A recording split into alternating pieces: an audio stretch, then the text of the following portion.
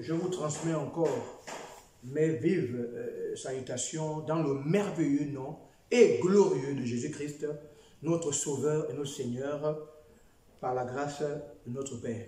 Alors, nous sommes dans cette énième émission de les 4 minutes évangile dont le thème est le culte. Qu'est-ce que le culte et comment en fait pratiquer un culte qui soit raisonnable. Et ça, je m'en vais de plein fouet nous inviter à lire, par la grâce de Dieu, Romains chapitre 12, verset 1 qui dit, c'est Paul qui parle en disant, je vous exhorte donc frères, par les compassions de Jésus-Christ, à offrir vos corps comme un sacrifice agréable, saint et parfait, ce qui sera pour votre part un culte raisonnable. Alors, ce verset pose, jette les bases sur ce que c'est en réalité le culte. Beaucoup disent, je m'en vais au culte, mais ils ne savent pas ce que c'est un culte. Il y a les cultes raisonnables, les cultes déraisonnables.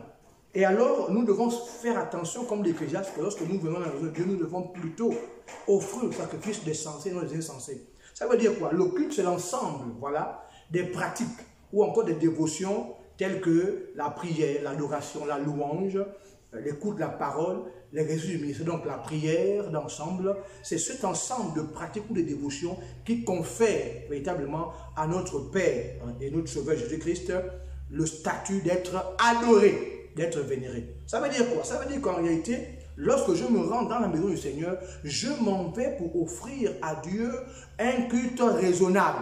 Celui-ci tient compte de mon attitude. Celui-ci tient compte également de ma disposition d'esprit. Parce que beaucoup vont au culte, mais ils ne reçoivent pas. Pourquoi? Parce que simplement, ils ne sont pas en bonne disposition.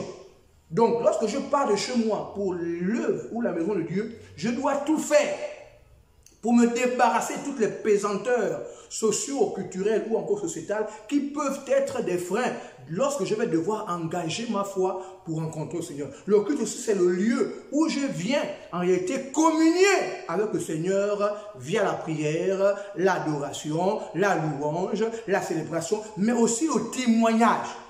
Et quand je rentre, je pars du temple, donc Dieu pour la maison, je rentre ayant accompli véritablement le culte qu'il faut à Dieu. Beaucoup aujourd'hui, ayant la culture ancestrale de nos parents, ont gardé la pratique cultuelle dans le domaine de la sorcellerie, le vampire, le mensonge. Non, quand je passe le temps à mentir, j'offre un culte au Dieu du mensonge, qui est entre autres Satan, qui est le père du mensonge. Donc ce jour, je vous exhorte véritablement à offrir à Dieu un culte raisonnable. Revenez à moi, comme dit Dieu, et je reviens à vous, dit l'Éternel armées, parce que Dieu ne partage pas sa gloire avec un homme. Il est le seul que nous devons adorer par l'entremise de Jésus-Christ de Nazareth. Donc vraiment, la pratique du culte aujourd'hui pose beaucoup de problèmes qui ne peuvent être résolus que si et seulement si je reviens dans l'obéissance totale à Dieu.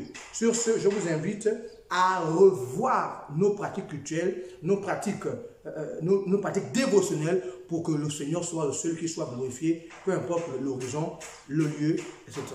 Sur ce, je vous transmets encore mes encouragements et que Dieu vous bénisse.